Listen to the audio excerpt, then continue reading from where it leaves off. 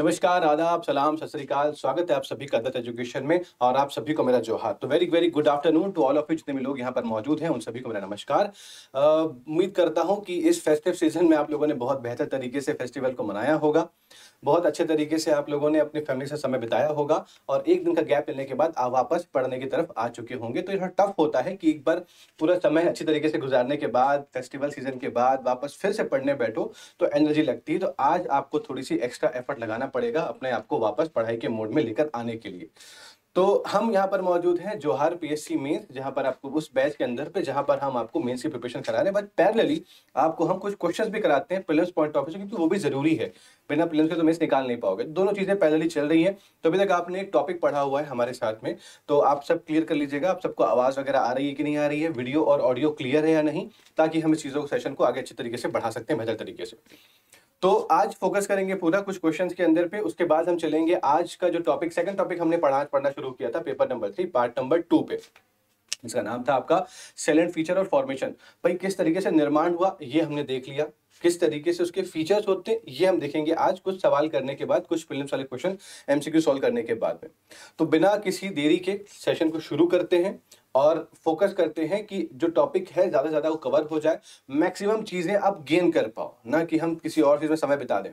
ठीक है, तो आज ये आपका सेशन चालू होने वाला है। इस पे सब्जेक्ट पे आप पढ़ाई कर रहे हो, ये सब चीज आपको पता है, लेकिन जो पहली बार या फर्स्ट टाइम हमारे साथ जुड़ रहे हैं उनके लिए बता दूं कि ये हम पेपर 3 पार्ट नंबर 2 इसको कंटिन्यू कर रहे हैं और उसी जगह पर हम ये टॉपिक पढ़ रहे हैं जो इंडियन पॉलिटी और पब एड होता है, भारतीय राज्य व्यवस्था और लोक प्रशासन। इसी के अंदर पे हम लोगों ने टॉपिक शुरुआत किया था पहले कॉन्स्टिट्यूशनल डेवलपमेंट, मतलब संवैधानिक विकास। किस तरीके से संविधान का विकास धीरे धीरे धीरे हुआ और किस तरीके से हम संविधान का निर्माण करते हैं, ये सब चीजें हमने देखी हुई है। उसके बाद हम कुछ सवालों की तरफ बढ़े और सवाल पढ़ रहे हैं एमसीक्यू बेस्ड, जो आपका प्रीलिम्स पॉइंट ऑफ व्यू से बहुत ही इंपॉर्टेंट है, क्योंकि जो पढ़ा होगा उसको जब तक आप टेस्ट सीरीज के फॉर्म पे, जब तक उसको एमसीक्यू के फॉर्म पे आप नहीं सॉल्व करेंगे तब तक वो पढ़ा हुआ आपके लिए कोई काम का नहीं है, क्योंकि आप एनालिसिस नहीं कर पाओगे, आप ये महसूस नहीं कर पाओगे यार जो पढ़ा हुआ है वो याद है कि नहीं। तो उसको याद करने के लिए हमेशा एक पैरामीटर, एक माप जरूरी होता है जानने के लिए। जिस तरीके से रेस में अगर आप दौड़ते हैं तो आपने प्रैक्टिस कर ली बहुत ज्यादा, लेकिन आप बाकियों से बेहतर है कि नहीं बेहतर है, इसको जांचने के लिए आपको रेस में भाग लेना पड़ता है। और रेस के पहले एक छोटी रेस होती है जो आपको बताती है कि भाई आप बाकियों से कितना पीछे और कितना आगे। उस हिसाब से अपने आप को इंप्रूव करिए और जो कमी रह गई उसको दूर करके इस रेस में, जो मेन रेस होगी, जो मेन एग्जाम होगा, उस एग्जाम में दौड़िए ऐसा कि तुम सबको पछाड़ दो। बस वही मकसद होता है आपके क्वेश्चन को सॉल्व करने का। ये हमारा पार्ट चल रहा था formation of constitution and salient feature. इसमें हमने फर्स्ट पार्ट देख लिया है, सेलेंट फीचर हम देखने वाले हैं। ठीक है, तो ये आपका ऐप बेसिकली सब चीज आप ही की है, ये चैनल भी आप ही का है, आप इसके सदस्य हैं, ये ऐप भी आप ही का है। तो बताने का मकसद ये है कि हमारे ऐप के अंदर पर तमाम चीजें चल रही हैं बहुत ही नॉमिनल कॉस्ट के अंदर पर और बहुत ही बेहतरीन कोर्सेज के साथ में, बहुत ही बेहतरीन कंटेंट के साथ में। चाहे वो हॉस्टल वार्डन हो, एडीए हो, भृत्य हो या फिर आपका रेवेन्यू इंस्पेक्टर हो, इन सभी जगह पर क्लासेस चल रही हैं। सभी अलग अलग जगह, अलग अलग कोर्सेज के अंदर पर अलग अलग सब्जेक्ट की क्लासेस चलते जा रही है। तो अगर आपको लगता है कि यार मुझे करना चाहिए तो आप बिल्कुल आइए, और लगता है कि नहीं मुझे ये नहीं करना, मुझे कुछ और ही करना है, करिए। लेकिन जब अगर कोई आपसे पूछे तो उसको जरूर रिकमेंड करिएगा, क्योंकि यहाँ पर आपको कंटेंट के बारे में पता है, इसकी हम यूट्यूब में आपको कैसा कंटेंट प्रोवाइड करते हैं, तो आप अंदाजा लगा सकते हैं कि ऐप के अंदर पर भी कंटेंट कैसे, बेहतरीन कंटेंट आपको दिए जाएंगे।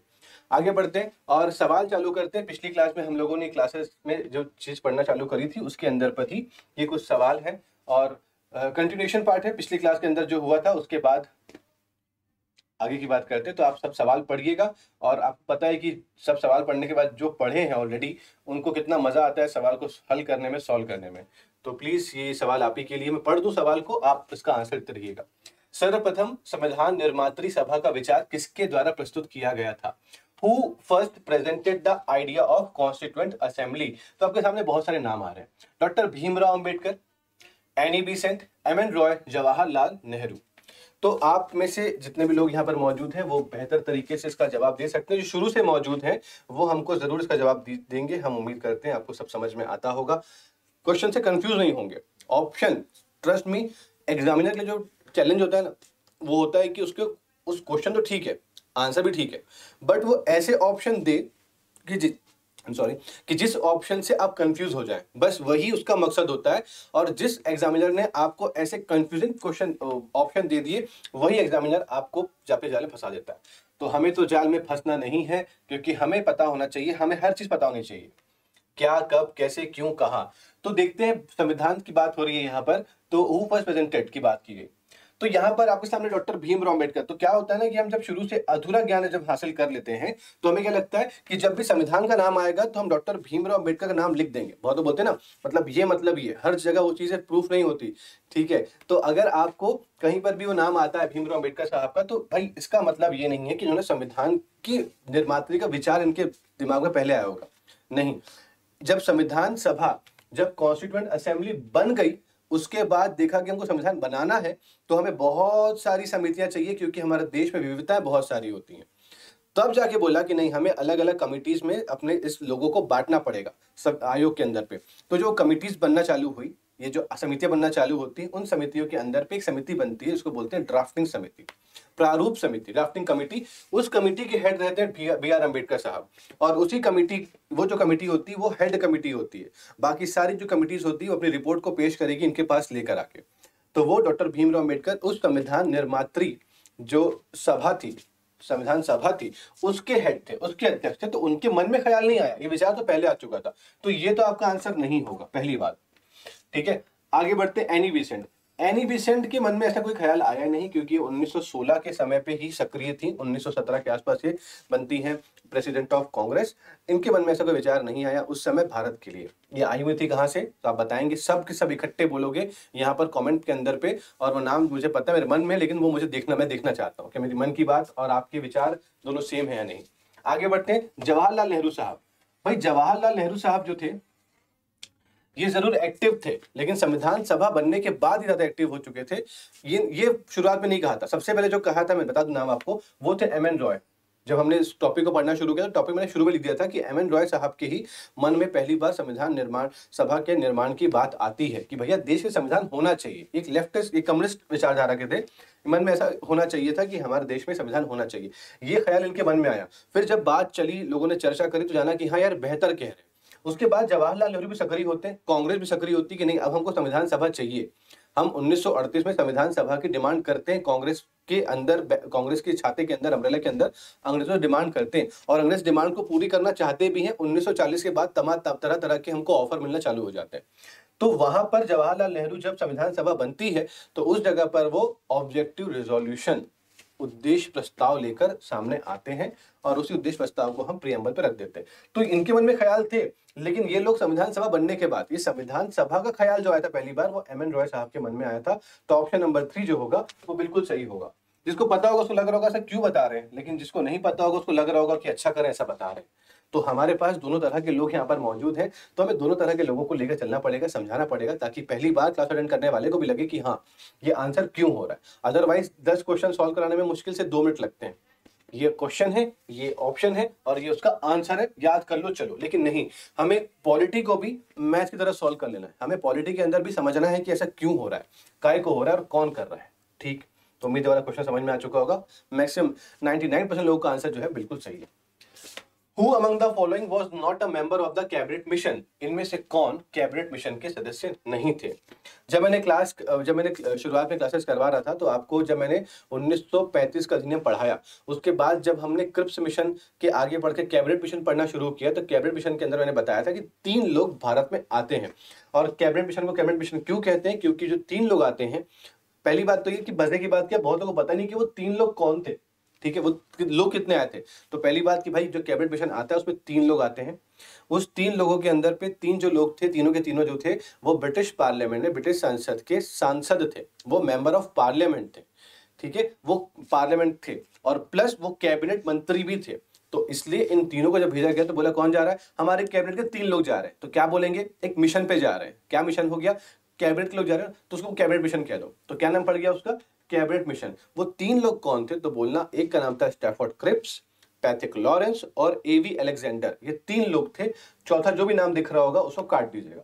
जो विलियम वुड थे, इनका नाम यहाँ पर हम कैंसिल कर देंगे। भैया ये नहीं थे, क्योंकि हमसे क्या पूछा है? नॉट अ मेंबर, मतलब नहीं थे। तो नहीं पर ज्यादा फोकस करिएगा, नहीं पूछ रहा है। क्योंकि जब हम एग्जाम जब बैठ रहे हैं ना क्लास के अंदर पे, तो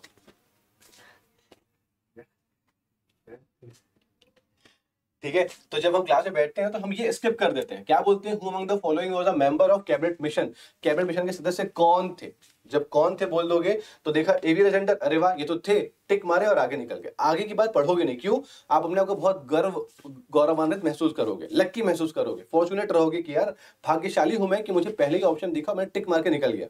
दोस्त, अगर आप आगे का ऑप्शन पढ़ते तो आपको और दुख होता कि यार ये भी थे, ये भी थे। तो आपको समझ में आता कि ये पूछ क्या रहा है, नहीं पूछ रहा है। तो केयरफुली हमेशा जब क्वेश्चन पढ़ो तो एक रिक्वेस्ट है, ये नहीं वाले शब्द तो जरूर देखना, बट साथ ही साथ जब ऑप्शन देखो ना तो पूरे ऑप्शन देख ले करो। जब तुम इसको नहीं को मिस कर देते चल जाता। जब तुम ऑप्शन पूरे पढ़ते तो लगता कि अच्छा अलेक्जेंडर भी है, क्रिप्स भी है, लॉरेंस भी है, इसका मतलब ये नहीं पूछ रहा होगा। जब तुम ऊपर क्वेश्चन पढ़ते बोलता हाँ यार तो नहीं पूछ रहा था। तो गलती को सुधारने का एक मौका आपको हमेशा मिलता है, एग्जाम में मिलेगा, लेकिन वो गलती में दो गलती मत कर देना। एक नहीं पढ़ने की गलती, स्किप कर दिया नहीं को, पहली गलती। गलती नंबर 2, तुमने पहले को देखा और टिक मार के चले गए, आगे का ऑप्शन देखा नहीं, तो दो गलतियां कर दी। दो गलती का जो खामियाजा होगा भुगतना पड़ेगा। दो गलती की माफी नहीं है, एक गलती पे आपको सुधारने का मौका मिलता है जिंदगी में भी और एग्जाम में भी। इसलिए ये वाला जो ऑप्शन रहेगा विलियम वुड, वो बिल्कुल सही जवाब रहेगा इस क्वेश्चन के लिए। ठीक है, तो जिनको नहीं पता कि मिशन में कौन लोग आए थे, तो भैया ये 3 लोग थे जो कैबिनेट मिशन के अंदर पे आते हैं भारत में। ठीक है, कौन कौन, नाम आपके सामने हाजिर है इनके। अब बढ़ते हैं आगे अगला सवाल के साथ। अगला सवाल क्या आएगा भाई, चलो। निम्नलिखित में से कौन अगस्त 1946 में गठित प्रथम अंतरिम राष्ट्रीय सरकार का सदस्य नहीं था?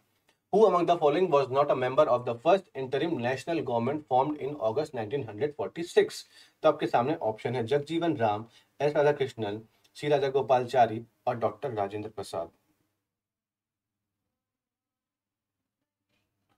तो ऑप्शन है आपके सामने और मुझे उम्मीद है कि आप सब फटाफट आंसर देना चालू कर देंगे।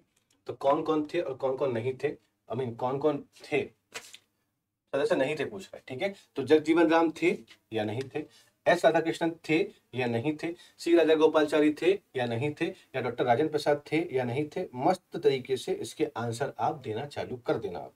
ठीक है, ऑप्शन मुझे मिलना चाहिए।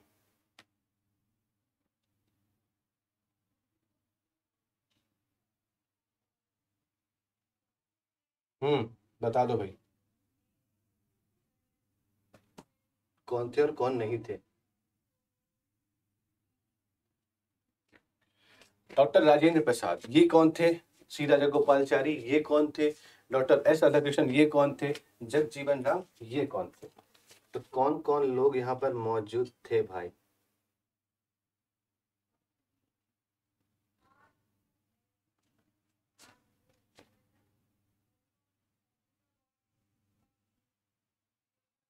क्या आंसर दो इसका? डॉक्टर राजेंद्र प्रसाद कह दूं? बोलना नहीं सर। हाँ सर कह दो सर। ठीक है, राजा गोपालचारी कह दो तो बोलना नहीं सर। डॉक्टर एस राधाकृष्णन कह दो तो बोलना हाँ। डॉक्टर एस राधाकृष्णन जो रहेंगे बिल्कुल सही जवाब हो जाएंगे यहाँ पे। ठीक है, आगे बढ़ते हैं। जगजीवन राम जो थे वो लेबर मिनिस्टर थे इस समय अंतरिम सरकार के अंदर पे। ठीक, आगे बढ़ते हैं। भारतीय संविधान सभा गठन किसने किया था? The constituent assembly of India was formed by, the constituent assembly of India was formed by. आपके सामने ऑप्शन है, Cripps mission, by government of India 1935, the government of India 1947 and by the cabinet mission 1946। ये सारे option आपको दिख रहे हैं। Cripps mission 1942 में आया था, आपको पता था कौन लेकर आया था? तो बोलना सर कैबिनेट मिशन के अंदर पे जो 3 लोग थे उसमें से एक व्यक्ति जिसका नाम था स्टैफोर्ड क्रिप्स, वही आया था 1942 में क्रिप्स मिशन लेके। ठीक है, तो उसने ऑफर दिया यार ठीक है हम तुमको डोमिनियन राज्य का दर्जा देंगे, लेकिन हमने अस्वीकार कर दिया। नहीं भाई, ये जो बात आप कह रहे हो ना, ये हमने कई साल पहले छोड़ दी थी। हमारे को जवाहरलाल नेहरू ने कह दिया था कि नहीं, हम पूर्ण स्वराज मांगने वाले लोग हैं, हमें कंप्लीट इंडिपेंडेंस चाहिए, डोमिनियन से हमारा कुछ नहीं होने वाला।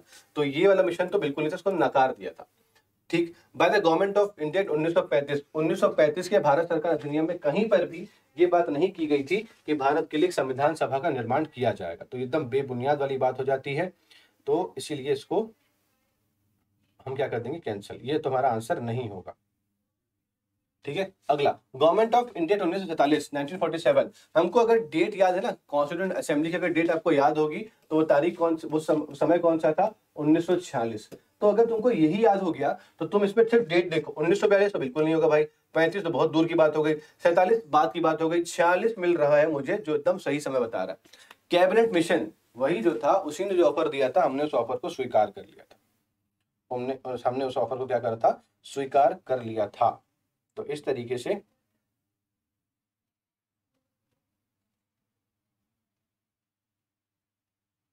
तो हमारा आंसर क्या हो जाएगा? तो बोलना हमारा आंसर जो जाएगा सर वो हो जाएगा कैबिनेट मिशन ऑप्शन नंबर 4 बिल्कुल सही जवाब। तो इस वाले का जो आंसर है ना वो मैक्सिमम लोग लगभग सभी लोगों ने बिल्कुल सही दिया है और देना भी चाहिए। गलती होने पे सजा मिल सकती थी यहाँ पर आप सभी। ठीक है, चलो भाई आगे बढ़ते हैं। अगला सवाल ये रहा कि निम्नलिखित में से कौन से कथन संविधान सभा के विषय में सत्य है पूछ रहा है। Which of the following statement are true about the constituent assembly? It was based on the adult suffrage, वह वयस्क मताधिकार पर आधारित था। अच्छा। वह प्रत्यक्ष निर्वाचन का परिणाम था। अच्छा जी, ये भी ठीक है। वह बहुदलीय निकाय थी। अच्छा। उसने अनेक समितियों के माध्यम से कार्य किया। नीचे दे कूट में से सही उत्तर का चयन करें। सही का चयन करना है, हमें क्या करना है? We have to find the correct answer from the codes given below. तो हमारे पास दिख रहा है 1 and 2, 2 and 3, 3 and 4, ये सभी के सभी कौन कौन होंगे? तो बोलना सर संविधान सभा की बात की गई है। संविधान सभा, तो मैंने बताया था कि जब मैंने संविधान सभा के निर्माण के बारे में बात कही थी तो मैंने आपको ये भी कहा था कि बताओ आलोचना क्या होती है। तो आप सभी में से बहुत लोगों ने आलोचना को भी लिखा था। ठीक है, आलोचना कम सभी ने नहीं, कम लोगों ने लिखा था आलोचना को, लेकिन लिखा था। ठीक है, और हमने जब क्लास में पूछा भी तो बताया था आलोचना क्या थी। तो आलोचना ये बोला गया it is not a representative body, ये एक प्रतिनिधित्व निकाय नहीं है। क्यों? क्योंकि जनता द्वारा ये चुनकर नहीं भेजा गया है। तो ये वयस्क मताधिकार आधारित थी? नहीं, ये किस पर थी? ये नामित अपने अपने क्षेत्र में अपने अपने प्रांतों से अपने अपने रजवाड़ों ने क्या किया था, उसको नामांकित करके भाई तुम चले जाओ यहाँ से, तो उनको नॉमिनेट करके भेजा गया था। तो it was based on adult suffrage. No sir, correct नहीं है, ये गलत बात है, गलत हो गया। इसका मतलब कि ये वाला ऑप्शन तो गलत कर दीजिएगा और ये वाला ऑप्शन तो गलत कर दीजिएगा। क्यों? 1 तो नहीं आ रहा है यहाँ पे। अब देखते हैं 2, 3, 4 में से सही कौन है। वह प्रत्यक्ष निर्वाचन का परिणाम था। प्रत्यक्ष निर्वाचन का परिणाम ऐसा लगता है क्या? नहीं सर, बिल्कुल भी नहीं। प्रत्यक्ष निर्वाचन वहां पर हुआ ही नहीं था। वहां पर क्या हुआ था? वहां पर निर्वाचन न तो वयस्क के मताधिकार हुआ था, ना ही वहां निर्वाचन हुआ था। वहां पे नामांकित करके भेजा गया था। तो तुम भी बिल्कुल क्या हो गए? गलत हो गए। बचे कौन? 3 और 4। तो जाहिर सी बात है कि तीनों जो होंगे वो दोनों सही होंगे, 3 और 4। वह बहुदलीय निकाय था, बिल्कुल सही। क्यों? क्या सिर्फ कांग्रेस थी क्या वहां पर? नहीं सर, कांग्रेस न थी। वहां पे छोटी छोटी अलग अलग पार्टियां भी मौजूद थी, छोटे छोटे अलग समाज के लोग भी वहां पर मौजूद थे। रजवाड़ों से भी लोग वहां पर आए थे, प्रिंसली स्टेट से भी लोग वहां पर आए थे। तो जो संविधान सभा है वो सिर्फ एक दल की पार्टी नहीं थी, वो एक दल निकाय नहीं था, बल्कि वो बहुदलीय निकाय था। ये सही है क्या? हाँ सही है, क्योंकि मुझे तो आंसर मिल चुका है। मेरा आंसर तो ऑप्शन नंबर 3 आ गया है, जैसे कि आप सभी ने आंसर दिया। आंसर नंबर जो 3 है, ऑप्शन नंबर सी, वो बिल्कुल सही जवाब है। लेकिन जान तो ले कि वाकई में ऐसा था कि नहीं, कि हमें सिर्फ अब अंदाजे में काम कर लेना। तो देखा, हाँ ये बिल्कुल सही है। उसने अनेक समितियों के माध्यम से कार्य किया। It work through several committees. हाँ, संविधान बनाने की जब बात कही तो सबने सर पकड़ लिया, माथा पकड़ लिया। भाई साहब, इस देश में तो इतनी विविधता है, इतनी डाइवर्सिटी है, इसको हम कैसे बना पाएंगे संविधान? और हमें एक किताब चाहिए बस, हमें अलग अलग किताबें नहीं चाहिए, हमें एक किताब चाहिए। हमें देश का एक संविधान चाहिए जहां पर अलग अलग रंग के, अलग अलग जाति के, अलग अलग धर्म के, अलग अलग वर्ग के, अलग अलग आर्थिक व्यवस्था के, अलग अलग त्योहार मनाने वाले, अलग अलग पोशाक पहनने वाले, अलग अलग खाना खाने वाले, अलग अलग बर्तन का इस्तेमाल करने वाले, तमाम अलग अलग संस्कृति वाले लोग यहाँ पर मौजूद है। कैसे बनाएंगे? तो बोले काम करते हैं यार, काम को बांट देते हैं। याद रखना, जब तक काम को तुम एक ही हाथ पे रखे रहोगे तो काम सही तरीके से नहीं हो सकता। काम को बांटना बहुत जरूरी है। डिसेंट्रलाइजेशन, विकेंद्रीकरण करना बहुत जरूरी है, और वही काम किया था। संविधान सभा ने भी बोला कि हम इस कार्य को अकेले अंजाम नहीं दे सकते, इकट्ठे होकर हमको इसको काम को बांटना पड़ेगा। तो छोटी छोटी समितियां बनाई गई और वो काम को बांट दिया गया। तो इस आधार पे जो 4th नंबर का पॉइंट है वो भी क्या होगा? बिल्कुल सही होगा। तो 3 and 4 आर एब्सोल्युटली करेक्ट, इसीलिए ऑप्शन नंबर 3 जो होगा वो बिल्कुल सही होगा, वो बिल्कुल सही होगा। इसमें गलती कोई गुंजाइश नहीं होनी चाहिए। ठीक है, चलो हम इसको इसलिए करते हैं, रीजन मैं बता दिया है कि हमको कहीं पर भी कोई भी छोटा सा पॉइंट रहना चाहिए, जो पहली बार हमको सुन रहा होगा ना वो भी हमको समझ ले हमारा टारगेट ये होता है। संविधान सभा की प्रथम बैठक की अध्यक्षता किसने की थी? अरे मतलब एकदम लॉलीपॉप क्वेश्चन है ये। ठीक है, लॉलीपॉप क्वेश्चन है, इसको मतलब पैक थ्रू कर देना। अरे यार क्या पूछ रहे हो, क्यों पूछ रहे हो? तो ऐसे सवाल एग्जाम में आते हैं कभी कभी, छोटे छोटे एग्जाम क्वेश्चन, मतलब जो क्वेश्चन होते हैं ना इजी वाले, वो आते हैं। टफ क्वेश्चन के बीच में छुपे रहते हैं, लेकिन हमारा दिमाग एक्सेप्ट कर लिया कि भैया पेपर बहुत टफ है, क्वेश्चन बहुत टफ आएंगे, इजी क्वेश्चन नहीं आएंगे, तो उसको स्वीकार नहीं करता कि टफ क्वेश्चन इजी क्वेश्चन आ सकता है इन टफ क्वेश्चन के बीच में। तो एग्जामिनर यहाँ पे गेम खेलता है, तुमको इजी क्वेश्चन में भी तुमको गलती कराकर तुमको अपनी नजर पे गिरा देगा। तो वो काम उसका ये होता है, ऐसे आसान क्वेश्चन देकर। तो who presided over the first meeting of the constituent assembly? तो हम क्या बोलेंगे सर? सिंपल सी बात है, पहली मीटिंग जो हुई थी, जो पहली बैठक होती है, वो ली थी सच्चिदानंद सिन्हा साहब ने। डॉक्टर सच्चिदानंद सिन्हा जी ने। क्योंकि हमको पता है कि कब हुई थी पहली बैठक, तो आप सब क्या जवाब दोगे? और कमेंट सेक्शन बिल्कुल चालू है आप सभी के लिए, बिंदास जवाब दे सकते हैं, कोई रुकावट नहीं है। तो कब हुई थी? तो बोलोगे सर वो हुई थी 9 दिसंबर 1946 में। और हमने बोला कि भैया इस समय पर संविधान सभा में तो बहुत से लोग आए थे यहाँ वहां से, हमें पता नहीं, हम तो जानते नहीं, पहली बार शक्ल देख रहे हैं इनकी, कौन है हम नहीं जान रहे। तो बोला कि सबसे सीनियर कौन है? बोला सचिदानंद सिन्हा जी। भैया मैं बहुत सीनियर बुजुर्ग आदमी हूँ। तो बोला ठीक है सर, आज इस सभा की सदस्यता अध्यक्षता जो रहेगी वो आप करने वाले। क्यों? तो बोला हमको नहीं पता, लेकिन हमने एक जगह पढ़ा था कि जो कभी ऐसा मौका आए तो जो सबसे सीनियर हो, जो वरिष्ठ हो, उनको बना देना वहां का तुम अध्यक्ष। तो बोला बना देंगे। बोला कहाँ से पढ़े थे? बोला फ्रांस से पढ़े थे। तो हमने आइडिया कहाँ से लिया था कि जब भी सभा होती है तो वहां पर एक अध्यक्ष होते हैं, और अध्यक्ष जो शुरुआत में बैठते हैं पहली बैठक के अंदर पे, तो वो सबसे सीनियर होते हैं, उनको प्रोटम स्पीकर भी कह देते हैं। तो उसी तरीके से ये बैठते हैं यहाँ पर सच्चिदानंद सिन्हा साहब, क्योंकि आज तो कुछ नहीं कर पाएंगे, आज तो पहचानेंगे लोगों को, जानेंगे, फिर इलेक्शन करवाकर फिर एक मुखिया चुन लेंगे, जो अध्यक्ष चुन लेंगे, जो परमानेंट रहेगा, तब तक के लिए आप बन जाओ। तो इनको बना दिया गया था। तो पहली बैठक की अध्यक्षता इन्होंने की थी। उसके बाद डॉक्टर राजेंद्र प्रसाद साहब जो थे, उनको बना दिया गया था स्थायी अध्यक्ष, मतलब permanent president of constituent assembly. फिर अध्यक्षता वही करते थे। मौलाना अब्दुल कलाम आजाद है, अब्दुल नहीं है, ठीक है। अब्दुल कलाम आजाद साहब की बात अगर जाने तो ये भारत के प्रथम शिक्षा मंत्री थे। इन्हीं के नाम पर हम शिक्षा दिवस मनाते हैं। तो आप लोग तो इतने स्मार्ट हो और इतने कनेक्टेड हो मुझसे कि आप लोग को मैं सोचूंगा सवाल मन में और आप उसका आंसर दे दोगे। तो आप सब यहाँ पे चालू कर दिए होगे कि शिक्षक दिवस कब मनाते हैं, क्योंकि शिक्षक दिवस मनाते हैं 5 सितंबर को, जो अगले महीने आने वाला है। और शिक्षा दिवस कब मनाते हैं? तो बोलना वो मनाते हैं 11 नवंबर को, जो भी कुछ समय के बाद आने वाला है। उस समय मौलाना अबुल कलाम आजाद का बर्थडे होता है, क्योंकि भारत के पहले शिक्षा मंत्री थे, इसलिए इनकी याद में, इनके नाम पर हम वो दिवस मनाते हैं। डॉक्टर भीमराव अम्बेडकर, तो आपको पता है बाबा साहब कौन है। तो भीमराव अम्बेडकर साहब के बारे में मैं कुछ कहूँ, बताऊं तो ये छोटा मोटा बड़ी बात हो जाएगी। तो हमको पता है कि संविधान का निर्माण किन्होंने किया था? डॉक्टर भीमराव अम्बेडकर साहब ने किया था। तो हमारा आंसर क्या हो गया? हमको पता है सच्चिदानंद सिन्हा होना चाहिए हमारा आंसर। तो क्वेश्चन का ना ऑपरेशन ऐसे करेंगे, प्रैक्टिस के समय पर ऑपरेशन ऐसे होगा कि सारे ऑप्शन को देखेंगे और सही ऑप्शन तो लगा देंगे। ये तो हमने चुटकी में लगा दिया, बट ये कौन कौन थे ये भी जानना बड़ा जरूरी हो जाता है। ठीक है, आगे बढ़ते हैं। Who was the president of the Constituent Assembly of India? Bharat की संविधान निर्मात्री सभा के अध्यक्ष कौन थे? यार क्या क्वेश्चन है, मतलब पिछला क्वेश्चन था ना वो टफ था, ये उससे भी इजी है। तो बता सकते हैं क्या कि भारत की संविधान निर्मात्री सभा के अध्यक्ष कौन थे? तो कोई दिक्कत नहीं सर, समझ में आ गई कहानी। कॉन्स्टिट्यूंट असेंबली के अध्यक्ष प्रेसिडेंट कौन थे? तो भी यहाँ पर जो नाम दिख रहे हैं उसके हिसाब से कौन हो जाएंगे? डॉक्टर राजेंद्र प्रसाद। जिस संविधान सभा के अंदर पे जो संविधान बनाया जा रहा था उसकी अध्यक्षता किसने करी थी? डॉक्टर राजेंद्र प्रसाद की। इसी तरह से जब संविधान का निर्माण पूरा हो जाता है 26 नवंबर 1949 को, इंतजार करते हैं 26 जनवरी का, क्योंकि कहा गया था, मैंने बता चुका ऑलरेडी बात ये। तो हम 26 जनवरी का इंतजार करते हैं क्योंकि उस तारीख को अमल करेंगे 24 जनवरी 1950 हो। संविधान तो बन चुका है ना, तो जिस अध्यक्ष के अंदर बैठ के संविधान बनाया गया था उसी व्यक्ति को हमने संविधान का भी मुखिया चुन लिया। और वो कौन होता है? वो हमारे देश का राष्ट्रपति होते हैं। वो हमारे देश के क्या होते हैं? राष्ट्रपति होते हैं। He was the first president of India named doctor Rajendra Prasad. ठीक है, तो आपका आंसर बिल्कुल सही होगा सबका, ऑप्शन नंबर सी जो होगा वो बिल्कुल सही जवाब। तो बढ़ते हैं अगले सवाल की तरफ में। अगला सवाल क्या कहता है? Who among the following gave the following statement about the Indian Constitution that Indian Constitution good balance ही पढ़ा हुआ क्वेश्चन है। ठीक है, इसका आंसर आपने दे चुके ऑलरेडी, ऑप्शन नंबर सी बिल्कुल सही। क्योंकि कथन की बात करते हैं तो कथन की बात में हमको लॉजिक नहीं ढूंढ सकते, जो कह दिया सो कह दिया, जिसने जो कहा उसको मानना पड़ेगा। एलेक्जेंड्रोविक ने कहा था कि जो भारतीय संविधान है वो अत्यधिक कठोरता और अत्यधिक लचीलेपन के बीच एक अच्छा संतुलन बनाता है। ठीक है, तो ऑप्शन नंबर सी जो है इसको सही टिक कर दीजिएगा और आगे निकल जाएंगे यहाँ से। अगला क्वेश्चन, द कैबिनेट, अच्छा क्वेश्चन नहीं, आपको ये जो हमने क्वेश्चन किया था ना उसमें कि कौन कौन से अंतरिम सरकार के अंदर सदस्य थे नहीं थे, तो मैंने वो बता दिया कि इंटरिम गवर्नमेंट जो इंडिया की बनी थी 1946 के आसपास में, उस समय कौन कौन लोग भारत की तरफ से मौजूद थे।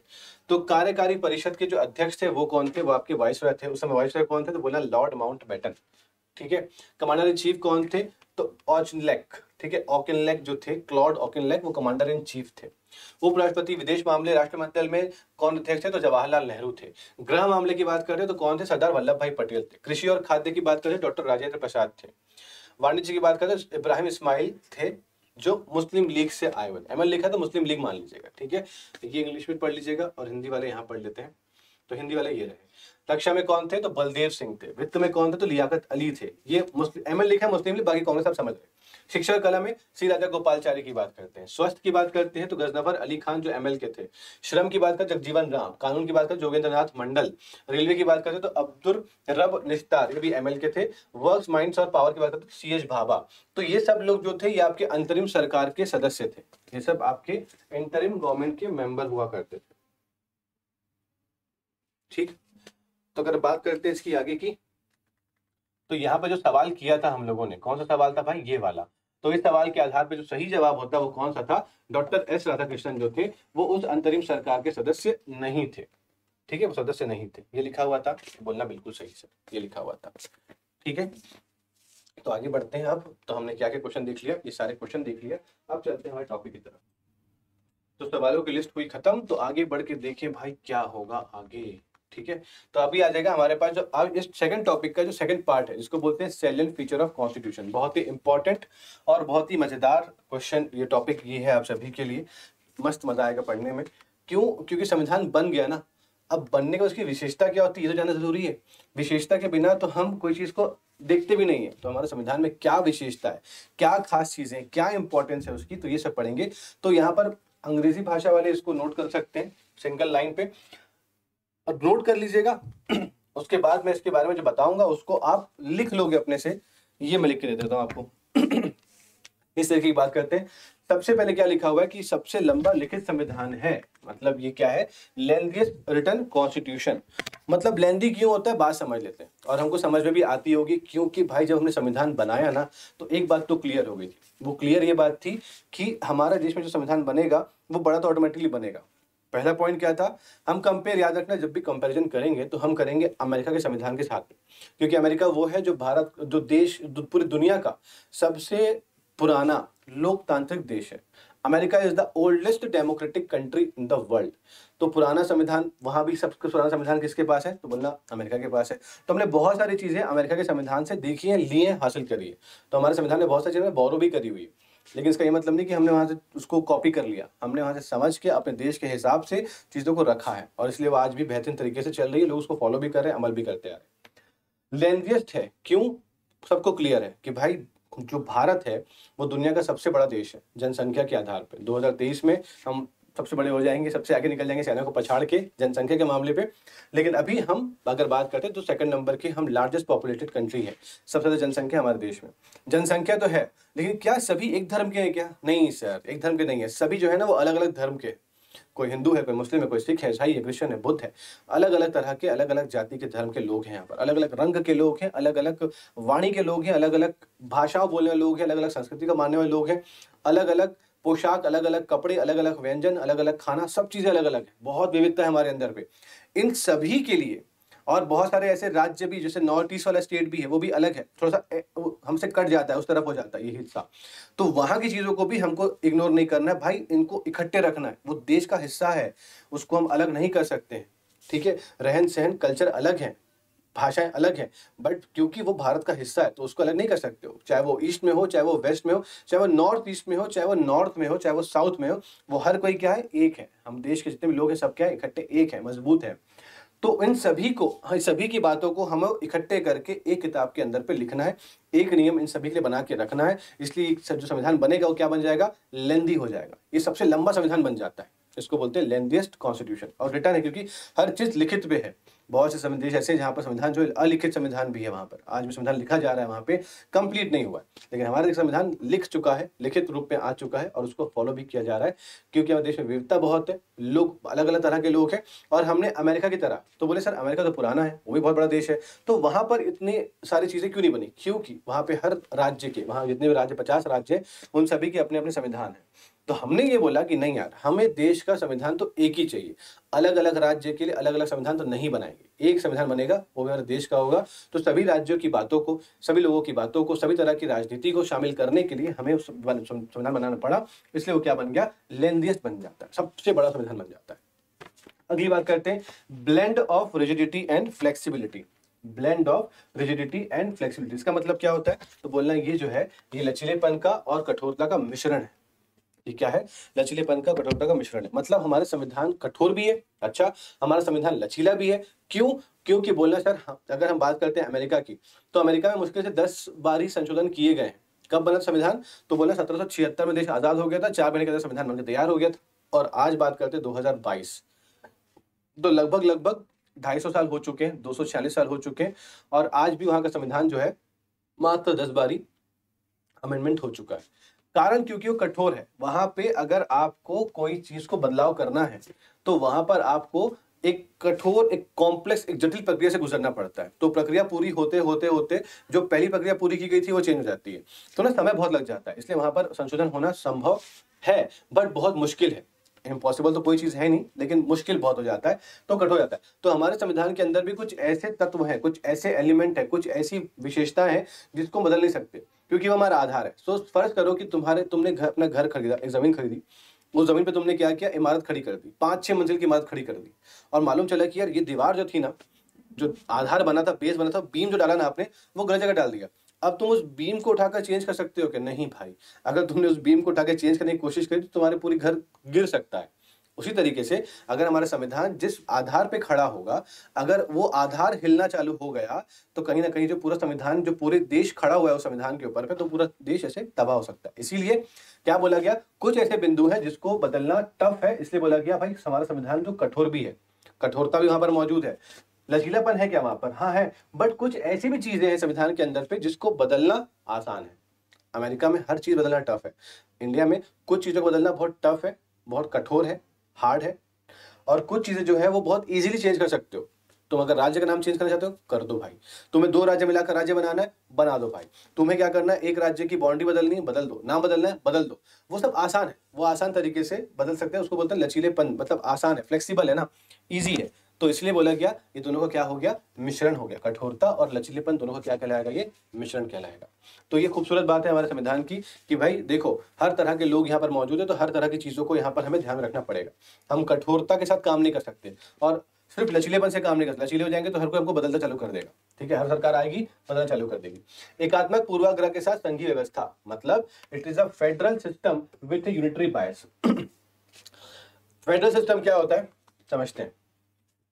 अमेरिका की बात करूं अगर मैं, तो अगर ये अमेरिका था, तो 1776 के पहले ना यहाँ पर छोटे छोटे बहुत सारे राज्य बने हुए थे।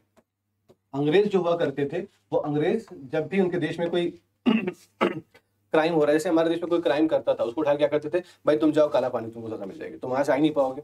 तो वैसे अंग्रेज भी क्या करते थे, उनके देश में अगर कोई ऐसा कोई गुनाह करता था जो ऐसा लगता था कि जो शायद समाज के लिए एक गलत मैसेज भेज रहा है, समाज को खराब कर रहा है, तो उसको उठाकर भेज देते थे इस जमीन के अंदर। ये जमीन क्या थी? अमेरिका था, ठीक है, अमेरिका था, मात्र एक जमीन का टुकड़ा था, अमेरिका था। यहाँ पर सबको धकेल दिया, जाओ भाई तुम वहीं पे काम करो, तुम वहीं पे रहना, तुम वहीं पे रहो। तो सजा उनकी यहाँ होती थी। अभी लोग रहना चालू करे, रहे रहे रहे बिखर रहे। किसी को खनिज बहुत पसंद है तो वहां चले गया, किसी को खेती पसंद है तो खेती वाले एरिया में आ गए। तो अलग अलग क्षेत्र बटे हुए हैं। यहाँ पे ज्यादा मिनरल्स मिलते हैं, फैक्ट्री डल सकती है, यहाँ पर खेत है, यहाँ पर बागानी अच्छे से हो सकती है, यहाँ पर फसल अच्छे से हो सकती है, यहाँ पर खेती अच्छे से हो सकती है, बढ़ गए। इसके बाद क्या हुआ? इनके जब बच्चे चालू हुए, क्या वहां के लोगों से शादी भी करी इन लोगों ने, अब कहीं छोड़ दिया भाई, यहाँ कोई ना कोई तो रहता होगा, उनसे शादी करी, बच्चे पैदा हो गए। बच्चों ने बोला कि हमारे पिता या माता जो थी वो अंग्रेज है, माँ, और अभी जो बाप या माँ है वो अमेरिकी है, तो मिक्स है, मिक्स ब्रीड है। अच्छा, जब उनके बच्चे पैदा हुए तो बोले कि भाई हमारी माँ भी अमेरिकी, हमारा बाप भी अमेरिकी, तो हम तो अमेरिकन कहलाएंगे।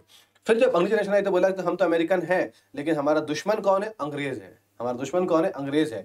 तो तब तक में ये लोग बट के अलग अलग छोटे छोटे राज्य बना के चालू कर दिए रहना। उनको कोई दिक्कत नहीं था, ये सब अलग अलग राज्य में रह रहे थे, और इन सभी के ऊपर अंग्रेज हुकूमत भी कर रहे थे, क्योंकि लाके छोड़ रहे हैं तो देखे तो करेंगे ना, हुकूमत भी चालू हो गई थी। तो अंग्रेजों ने क्या किया, अमेरिकी लोगों ने क्या किया, अब आज लड़ाई कर ली किसकी? आजादी के लिए। हमको आजादी चाहिए भाई, अंग्रेजों से लड़ लिया, तो वो लड़ने के लिए हमें क्या होना पड़ेगा? इकट्ठा होना पड़ेगा। अगर हम दूर दूर रहेंगे, अलग अलग रहेंगे, तो हम सारा इनसे लड़ नहीं पाएंगे। तो एकता में बल की बात जो है ना, वो हमारे पास नहीं, वो यहाँ पर भी है। तो इन लोगों ने बोला कि हम सभी स्टेट जो है, राज्य जो है, वो इकट्ठे हो जाते हैं। तो इसलिए क्या बोला गया, ये सारे स्टेट क्या हो गए? यूनाइट हो जा रहे हैं। कहां पर हो रहे? अमेरिका में। किसके खिलाफ हो रहे? अंग्रेजों के खिलाफ हो रहे। तो इसलिए कहलाया गया यूनाइटेड स्टेट्स ऑफ अमेरिका। तो ये कैसी कंट्री? फेडरल कंट्री है। अलग अलग बटे हुए राज्यों को इकट्ठा करके एक देश बना दिया गया। लेकिन जब बात करते हैं भारत की, तो भाई भारत में ना देश जो था वो एक जमीन का टुकड़ा था, और वो सब पूरे भारत के हिस्से थे। अब क्योंकि for the sake of convenience, मतलब अपनी सहूलियत के लिए, गवर्नेंस को बेहतर तरीके से अंजाम देने के लिए, सहूलियत से करने के लिए हमने क्या किया, हमने इन सभी को इकट्ठे कर लिया, इन सभी को क्या कर लिया, मिला लिया। मतलब वो क्या करें, इसमें बांट दिया, भाई तुम इतने एरिया छत्तीसगढ़ तुम यहाँ राज कर लो, इतना एमपी है तुम यहाँ पे कर लो। अब सबको बांट तो दिया, तो बोला कि सारी शक्तियां केंद्र के पास होगी तो बेहतर है कि वो काम अच्छे से नहीं कर पाएगा, तो बेहतर है कि हम उसको शक्तियों को बांट दें। तो शक्तियों का क्या हो गया, विभाजन हो गया। जिस तरीके से अमेरिका में शक्तियां सबके पास, सब राज्य के पास शक्ति थी, वैसे हमने बोला कि सारे राज्यों को हम शक्ति दे देते हैं। लेकिन क्या होगा कि जब भी कोई दुविधा या अड़चन होगी, कोई राज्य अगर केंद्र के या देश के खिलाफ जाने की कोशिश करेगा, तो उसी समय पूरी शक्ति खींच लेंगे उसकी, और शक्ति कहां पर आ जाएगी, केंद्र के पास में। शक्तियां दी गई है मतलब फेडरल सिस्टम है, आज भी शक्तियां विभाजन मतलब फेडरल सिस्टम है। लेकिन जब भी ऐसे हालात पैदा होते हैं कि शक्तियों का गलत इस्तेमाल किया जा रहा है, उस समय फटाक से पूरी शक्तियां क्या हो जाएगी, केंद्र के पास आ जाएगी। तो हमारा झुकाव एकात्मकता की ओर है, लेकिन क्योंकि सहूलियत से काम करना है करके हमने उसको क्या रखा हुआ है, संघीय व्यवस्था को चला के रखा हुआ है, शक्तियों का विभाजन करके हमने रखा हुआ है। तो ये उसका कहानी का पूरा एक सार था। उम्मीद है आपको थोड़ा समझ में तो आ गया होगा। सरकार का संसदीय स्वरूप मतलब पार्लियामेंट्री फॉर्म ऑफ गवर्नमेंट। भैया ये तो हमको पता है, क्यों पता है ये पार्लियामेंट्री फॉर्म ऑफ गवर्नमेंट के बारे पे, क्योंकि हमने ऑलरेडी पढ़ा भी हुआ है, पिछले टॉपिक के अंदर पे हमने पढ़ा भी हुआ है कि पार्लियामेंट्री फॉर्म ऑफ क्वेश्चन पढ़ते पढ़ते में कि संसदीय प्रणाली की सरकार जो बनती है वो किस तरह से बनती है। तो पार्लियामेंट्री फॉर्म ऑफ गवर्नमेंट के अंदर की अगर हम बात करते हैं तो कुछ चीजें होती है कि यहाँ पर दो मुखिया हो जाते हैं, एक नाम मात्र का मुखिया होता है, एक वास्तविक मुखिया, real executive and nominal executive होता है। जो बहुमत वाली पार्टी होती है उसका जो मुखिया होता है वही सरकार बनाता है, जो सरकार बनाता है, जो प्रधानमंत्री होता है वो अपने काउंसिल ऑफ मिनिस्टर का, मंत्री परिषद का मुखिया हो जाता है। ये इनकी सामूहिक जिम्मेदारी होती है, कलेक्टिव रिस्पॉन्सिबिलिटी होती है कि भैया तैरेंगे तो भी साथ में और डूबेंगे तो भी साथ ही में डूबेंगे। तो ये चीजें हमने पढ़ी थी पार्लियामेंट्री फॉर्म ऑफ गवर्नमेंट में। सिस्टम हमने अपना लिया, क्यों अपना लिया, क्योंकि हम लगभग 350 साल तक अंग्रेजों के अंडर में थे। तो अंग्रेजों की जैसी व्यवस्था उनके देश में थी, उन लोगों ने वही व्यवस्था को यहाँ पर लगाया और हम उससे फेमिलियर हो गए थे। अगर हम अंग्रेजों के जाने के बाद अगर उस व्यवस्था को बदल के दूसरी व्यवस्था लेकर आते तो शायद जनता को समझ में नहीं आता, क्लैरिटी नहीं मिलती, क्लैरिफिकेशन नहीं आता। तो इसलिए क्या बोला कि भाई जो तरीके से उन लोगों ने हमको यहाँ चला के गए थे उसी तरीके से हम क्या करेंगे, काम करेंगे। एग्जीक्यूटिव और लेजिस्लेटिव का साठगांठ के साथ ही काम हो पाएगा, विधायिका और कार्यपालिका दोनों जरूरी हो जाती। इसलिए यहाँ पर पार्लियामेंट्री फॉर्म ऑफ गवर्नमेंट को हमने भारत में अपना लिया, क्योंकि हम जानते थे ना उस मेथड से, हम तो अच्छे तरीके से वाकिफ हो चुके थे। अब नया सिस्टम ला के, क्योंकि जनता के पास उतनी नॉलेज नहीं थी, एजुकेशन बहुत कम थी, 5 से 7% लोग ही एजुकेटेड लिटरेट थे उस समय, साक्षर थे, तो इनको समझाना नया तरीका तो एक सरदर्द हो जाता। बेहतर था कि जो आप जानते हो ना उसी पे काम करेंगे। तो ये हो गया इंटीग्रेटेड एंड इंडिपेंडेंट जुडिशरी, मतलब एकीकृत एवं स्वतंत्र न्यायपालिका। इसका मतलब क्या हो गया, इसका मतलब ये हो गया कि जो न्यायपालिका है वो एकीकृत भी है। कैसे एकीकृत है सर, सबसे नीचे मान लो डिस्ट्रिक्ट कोर्ट है, जिला न्यायालय है, उसके ऊपर हाई कोर्ट है, उच्च न्यायालय है, उसके ऊपर क्या हो जाएगा, सुप्रीम कोर्ट है। ये सब क्या है, आपस में कनेक्टेड है। जब हम छोटे मोटे केस लेकर जब जाते हैं जिला न्यायालय के पास में, तो वो अपने हिसाब से कार्रवाई करता है, वो अपने हिसाब से क्या करेगा, फैसला लेगा। ठीक है, मस्त सुनते रहना और प्लीज सेशन को ना शेयर कर देना, ठीक है, क्योंकि ना बहुत गहराई में चीज सीख रहे हो, बेहतर चीज सीख रहे हो। मैं बोलना भूल जाता हूँ, लेकिन आप अपनी जिम्मेदारी से इसको जरूर शेयर कर देना। हालांकि आपको 40 मिनट के बाद ये बात कह रहा हूँ, लेकिन आप समझदार लोग हैं, आप जरूर कर दीजिएगा इसको। ठीक है, तो क्या हुआ, ये सब चीजें हुई मतलब ये यहाँ पे कोई केस चल रहा है और उस केस की जब कार्रवाई हो रही है, सुनवाई हो रही है, तो बहुत ध्यान से, बहुत सूझबूझ से हो रही है, काम कर रहे हैं। लेकिन कहीं पर भी इसके मामले पे हाई कोर्ट हस्तक्षेप नहीं करेगा, उच्च न्यायालय, कहीं पर भी इसके मामले पे सुप्रीम कोर्ट हस्तक्षेप नहीं करेगा। इस मामले पे भैया उसका कार्य है, वो करने दो, उनके स्तर पे काम चल रहा है, हम हस्तक्षेप नहीं करेंगे। ये कार्य चलना चालू हो गया। फिर मालूम चला कि फैसला आ गया, एक प्रत्यक्ष रूप से, स्वतंत्र रूप से उन्होंने फैसला सुना दिया। उस फैसले से एक व्यक्ति नाराज हो गया, यार ये तो गलत फैसला आ गया, मेरे सारे सबूत जो थे मैंने पेश किए थे वो मेरे फेवर में थे, फिर मेरे खिलाफ सबूत आ गया, नाराज हो गया। तो कहाँ जाएगा, इसकी अगली कड़ी कहाँ जुड़ती है, तो बोलना हाई कोर्ट के पास जाके, उच्च न्यायालय के पास। तो वहां से अगर नाखुश हो तो भैया ऊपर चले जाओ उच्च न्यायालय के पास में, वहां जाकर तुम अपनी बातों को सुनवा लो, बता दो, तो वहां तुम्हारी सुनवाई हो सकती है। वहां भी अगर तुम फैसले से नाखुश हो गए तो कोई बात नहीं, तुम्हारे पास एक और दरवाजा है, और वो है सर्वोच्च न्यायालय का, सुप्रीम कोर्ट का। वहां जाकर दरवाजा खटखटा दो तो तुम्हारी वहां भी सुनवाई हो जाएगी। तो इस तरीके से तुम आगे बढ़ते जाओगे, तुम्हारी सुनवाई वहां पर होती चली जाएगी। इसका मतलब क्या हुआ, ये जब कार्य करते हैं तो ये इंडिपेंडेंट होते हैं, लेकिन जब ये इकट्ठे हो जाते हैं तो क्या हो जाते हैं, एकीकृत हो जाते हैं। मतलब इसके बाद ही आप यहाँ जाओगे, इसके बाद ही यहाँ पे जाओगे, तो क्रमबद्ध तरीके से आप आगे बढ़ते जाओगे। लेकिन एक और चीज आना, स्वतंत्रता के हिसाब से, इनकी इंडिपेंडेंस के हिसाब से, वो ये कि जो इसके वो होते हैं, जो काम करने वाले लोग होते हैं, कर्मचारी, मतलब जो जज होते हैं, न्यायाधीश होते हैं, ये बहुत ज्यादा ही फ्रीडम से काम करते हैं। कैसे काम करते हैं कि भाई इनको नियुक्ति करना, इनको निकालना, इनको नियुक्ति कर लिया एक बार, तो अगर नियुक्ति हो गई और मौजूदा सरकार जो है वो पावर में है, मतलब सरकार तो पावर में रहेगी, उसके खिलाफ भी कोई केस होगा, उसके मंत्री के खिलाफ भी कोई केस होगा, तो उस केस को प्रत्यक्ष रूप से कोई कमेंट नहीं करेगा ना इस बात पे। प्रत्यक्ष रूप से उस पर फैसला सुना सकते हैं, प्रत्यक्ष रूप से उस पर कार्रवाई करा सकते हैं, प्रत्यक्ष रूप से उस पर कोई भी बातें कर सकते हैं, तो फैसला सुना सकते हैं। इंडिपेंडेंट होके अपनी पूरी शक्ति का इस्तेमाल करके सही फैसला सुना सकते हो। क्यों? क्योंकि ऐसा होता है ना कि यार अगर मैंने इस सरकार के खिलाफ गलत फैसला सुना दिया, उसके खिलाफ कोई जो सुनवाई थी, मैंने उसे खुद से खिलाफ अगर मैंने कोई फैसला सुना दिया, तो कहीं ना कहीं मेरी नौकरी खा जाएगा यार, निपटा देगा, नौकरी खा जाएगा, मुझे सैलरी नहीं मिलेगी, अकेला हो जाऊंगा, क्या करूंगा मैं। ये डर अगर मन में होता तो ये जो जज होते ये इनके खिलाफ कभी फैसला सुना नहीं पाते। लेकिन जो जज होता है वो इतना इंडिपेंडेंट होता है कि भाई मुझे निकालने वाला कोई है ही नहीं, यहाँ पर निकालना होगा तो मुझे बहुत बहुत डिटेल में इन्वेस्टिगेट करके निकालना पड़ेगा। तो मैं स्वतंत्र हूँ, मेरी सैलरी इन लोग जिम्मेदार नहीं है, ये मुझे थोड़ा सैलरी देने वाले। सैलरी तो मुझे संविधान की तरफ से लिखा गया कहाँ सैलरी मिलने वाली है, तो मेरी सैलरी कम होना, बढ़ाना, मुझे नौकरी से निकालना, ये सब में मैं स्वतंत्र हूँ, ये सब में मुझे सिक्योरिटी दी जा रही है, प्रोटेक्शन दी जा रही है। भाई तू कुछ भी फैसला सुना, लेकिन तू न्याय कर, तू इनजस्टिस मत कर, तू अन्याय मत कर, तू सिर्फ न्याय कर, तेरी जिम्मेदारी बस इतनी है। तो जब न्याय करने जाते हो तो आपको यहाँ पर स्वतंत्रता देना जरूरी हो जाता है, क्योंकि आप एक बहुत बड़े जिम्मेदारी निभा रहे हो, आप देश में न्याय कर रहे हो, चाहे वो कितना अमीर आदमी क्यों ना हो।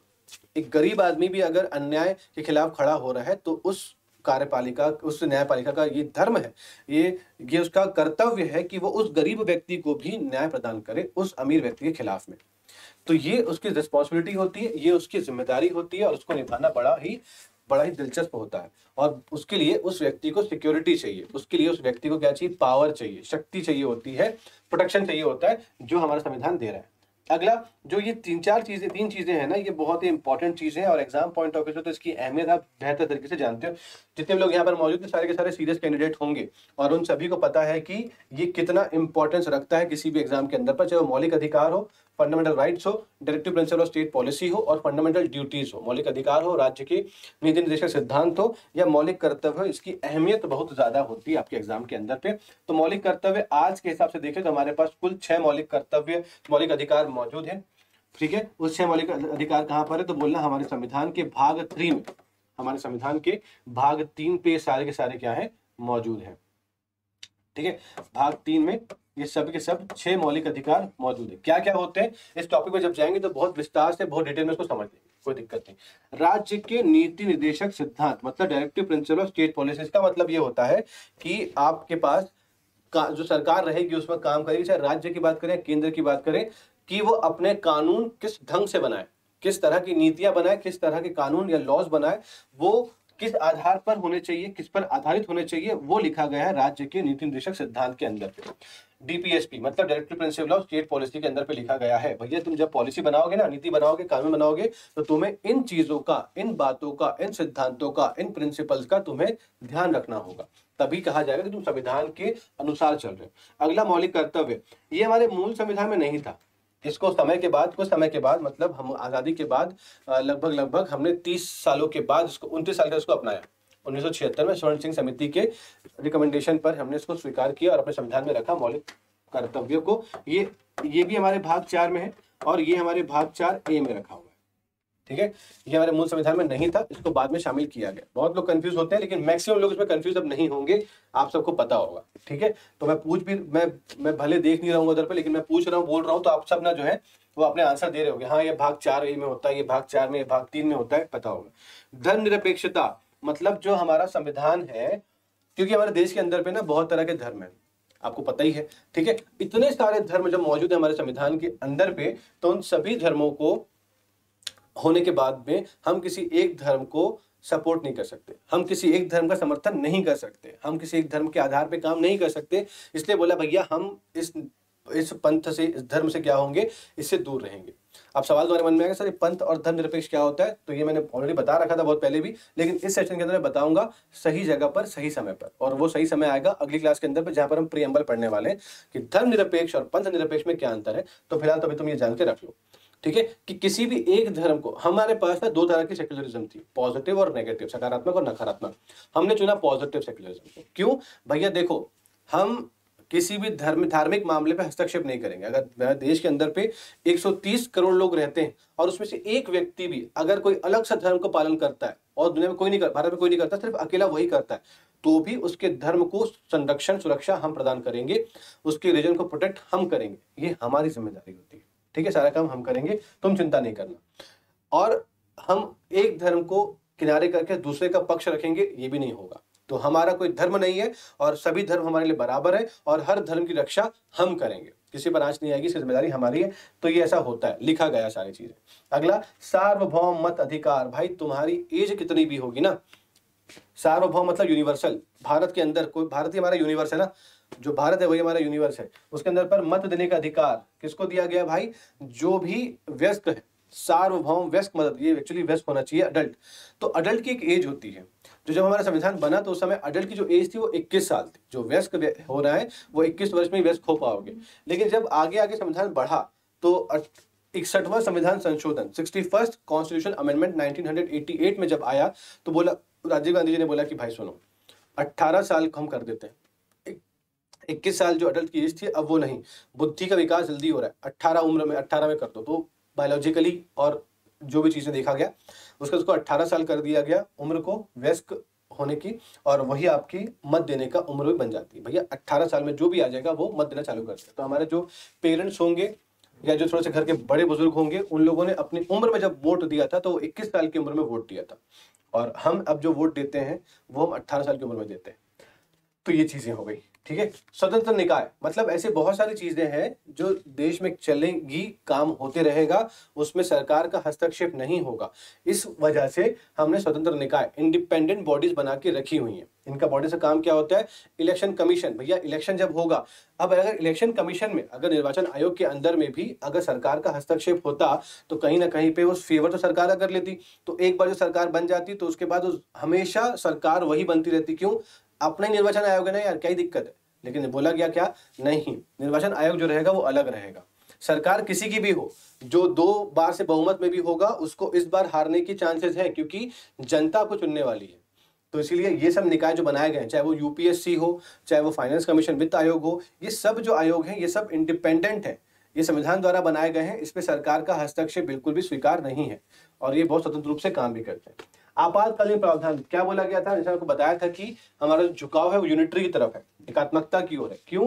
क्योंकि जब भी ऐसे आधार स्थिति बनती है कि देश पर कोई हमला कर रहा है, चाहे वॉर हो रही है या बाहरी आक्रमण होने वाला हो, या हमारे देश के अंदर भी कोई आंतरिक ऐसी परेशान विद्रोह फैला हुआ है जहां पे लोगों ने हथियार उठा लिए अपने लोगों के खिलाफ, इस समय पर जब राष्ट्रपति मतलब जब राज्य के अंदर पे राज्य जो है वो कहीं ना कहीं पे विद्रोह कर रहा है, राज्य कहीं ना कहीं पे व्यवस्था को नहीं चला पा रहा, राज्य कहीं ना कहीं पे संविधान के खिलाफ चल रहा है, तो उस समय भी हम सारी शक्तियां खींचे कहां लेकर आ जाएंगे? सेंटर पे। क्यों भाई? This is a time of emergency, ये आपातकाल का समय है। तो हमारे पास भी 3 तरह के आपातकाल मौजूद है, राष्ट्रीय आपातकाल, राष्ट्रपति शासन, और तीसरा आ जाएगा आपका वित्तीय आपातकाल, 352, 356, 360। ठीक। अगला, त्रिस्तरीय सरकार। ये नहीं थी पहले, सिर्फ 2 स्तरीय सरकार थी हमारे पास में, केंद्र सरकार और राज्य सरकार।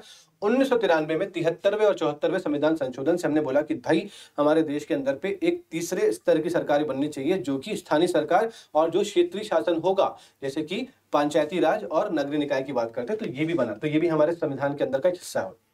सहकारी समिति, जितनी कोऑपरेटिव समिति है, कानून का शासन, ये क्या हो जाएगा? Rule of law. हमारे देश में मजे की बात पता है क्या है? पावर में कोई भी है, चाहे मोदी जी रहे या इंदिरा गांधी जी रही हो, जवाहरलाल नेहरू रहे हो, ये तमाम लोग रहे हो, अटल बिहारी वाजपेयी जी रहे हो, चाहे राजीव गांधी जी रहे हो, ये कोई भी रहे हो, कोई भी मुखिया रहे हो, पावरफुल व्यक्ति रहे हो, लेकिन कभी भी शासन इनका नहीं था। हमारे देश में जो शासन चलता है वो सिर्फ कानून का चलता है। तो कोई भी मुखिया हो जाए, किस विचार का भी हो जाए, किस सोच का भी हो जाए, वो हमेशा उस कानून के दायरे में रहकर ही देश में शासन कर सकता है। तो देश में शासन किसी व्यक्ति विशेष का नहीं होता, बल्कि देश में शासन जो होता है वो सिर्फ कानून का होता है। तो हम कानून के ही सामने, हम समक्ष जो है वो झुकते हैं, हम किसी व्यक्ति विशेष सामने नहीं झुकते। मैंने कहा था कि जो लोग अगर आपकी इज्जत करते हैं, इसका मतलब कि वो इज्जत आपकी नहीं, वो वैल्यू आपकी नहीं, बल्कि उस समय की और उस स्थिति की होती है। आप किस जगह पर मौजूद है, किस आपका समय कैसा चल रहा है, उस पर आधारित होता है।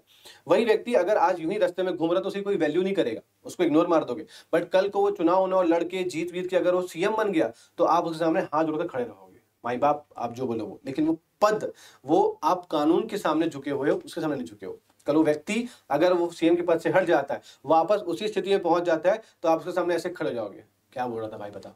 ठीक है, तो ये चीजें जो होती कानून का और समय का और उस स्थिति का ही शासन होता है। बेसिकली जीवन में कानून, जीवन में समय और स्थिति का इज्जत होती है, और हमारे देश के अंदर पे अगर बात करते हैं तो कानून का शासन हो जाता है, इसका रूल हो जाता है। ठीक है, तो ये कुछ पॉइंट्स थे जो हमने पढ़ा सेलेंट फीचर के अंदर पे विशेष जो उसकी विशेषता थी उसमें आपने जाना। तो उम्मीद करता हूँ आपको सेशन पसंद आ गया होगा। अगली क्लास में, हालांकि मेरे पास इसका शॉर्ट ट्रिक बना हुआ है, लेकिन अगली क्लास में मैं आपको इसका शॉर्ट ट्रिक दूंगा, जिस शॉर्ट ट्रिक से अंग्रेजी में याद रखना। ठीक है, जो वर्ड्स है ना उसको हिसाब से अंग्रेजी में एक शॉर्टकट बन जाएगा, तो उससे आप लोग इसको याद कर सकते हो। चाहो तो बता देता हूँ फटाफट, अगर आपको लगे तो। कैसे करोगे बता देते हैं। रेस में दौड़ना है ना, तो तुम्हें फिट रहना पड़ेगा। ठीक है, एक रेस हो रही है, रेस को दौड़ने में मुझे फिट रहना पड़ेगा, और मुझे यूएस जाना है। ठीक है, रेस में भाग लेने के लिए मुझे यूएस जाना है, उसके मुझे फिट होना पड़ेगा, और जब जाऊंगा यूएस में तो मेरे पैसे भी खर्चे हो जाएंगे। तो क्या करूंगा मैं, जितने भी मेरे पीएफ के पैसे थे उसको मैंने क्या करके रखा था, एफडी करके रखा था। जितने मेरे पीएफ के पैसे थे मैंने उसको क्या रखा था, एफडी करके रखा हुआ था। ठीक है, उसको क्या करूंगा मैं, निकलवा लूंगा। तो आपके पास ये क्या हो जाएगा, एल, ये पी, ये एफ, ये पी, ये आई, ये एफ, ये डी, ये एफ, ये एस, और ये यू, फिर ये आई, ई, टी, सी, आर। ठीक है, तो ये सब चीजों को मिला करना हमने कुछ कोशिश करी थी। तो ये आर से क्या हो जाएगा, रीजनल बॉडीज हो जाएगा, मतलब जितनी भी रूल ऑफ लॉ हो जाएगा। सी से क्या हो जाएगा, कॉर्पोरेट सोसाइटी हो जाएगा। ई से क्या हो जाएगा, इमरजेंसी हो जाएगा। एफ से क्या हो जाएगा, फंडामेंटल ड्यूटी मान लो, या जो मानना चाहते हो। एफ से क्या, बहुत सारी चीजें आपके पास एफ में क्या है, ड्यूटीज भी है, फेडरल भी है, और आपके पास यहाँ पर रूल ऑफ लॉ है क्या, नहीं, इतनी चीजें ना। ठीक है, तो आपको आई से मतलब क्या हो जाएगा, इंडिपेंडेंस और इंटीग्रेशन ऑफ जुडिशरी। टी से क्या हो जाएगा, सर टी से क्या मिल रहा है मुझे, टी से मिल रहा है 3 ईयर गवर्नमेंट मिल जा रही है। यू से क्या मिल जा रहा है, यूनिवर्सल अडल्ट फ्रेंचाइज मिल जा रहा है, हाँ मिल जा रहा है। एस से क्या मिल जा रहा है, सेक्युलरिज्म मिल जा रहा है। एफ, पी से क्या मिल जाएगा, पी से मिलेगा मुझे पार्लियामेंट्री फॉर्म ऑफ गवर्नमेंट मिल जाएगा। ठीक है, और एफ से क्या मिल जाएगा, फंडामेंटल राइट्स। एफ से फंडामेंटल ड्यूटीज। डी से क्या मिल जाएगा, डीपीएससी मिल जाएगा। तो इस तरीके से तुम कुछ ना कुछ यहाँ पर बना सकते हो। ठीक है, तो इसको मैं और विस्तार में अगली क्लास में समझाऊंगा, क्योंकि अभी आपकी क्लास चालू होने वाली है अगली, आई थिंक आज हिस्ट्री क्लास होने वाली है आप सभी की। तो ये पढ़ेंगे, ये और मैं बताऊंगा, इंग्लिश वालों के लिए बता दूंगा, हिंदी में कुछ और विचार करके उसको बता दें। तो ये था आज का सेशन। उम्मीद करता हूँ आपको सेशन पसंद आ गया होगा। तो कमेंट सेक्शन ओपन है आप सभी के लिए, बिंदास बता दीजिएगा कैसा लगा क्लास। और अगली क्लास में जब मिलेंगे तो हम पढ़ने वाले हैं, मेरे ख्याल से प्रियम्बल पढ़ने वाले, प्रस्तावना पढ़ने वाले, जिसकी अहमियत आप बेहतर तरीके से जानते हैं। ठीक है, तो बने रहिएगा हमारे साथ। कल दोपहर 2 बजे फिर से मिलेंगे इसी क्लास के अंदर पे, जौहर सीजीपीएससी के अंदर पे, और वहां पर पढ़ेंगे हम लोग प्रियम्बल ऑफ कॉन्स्टिट्यूशन। तब तक के लिए धन्यवाद, नमस्कार, जय Hind, bye bye, God bless you.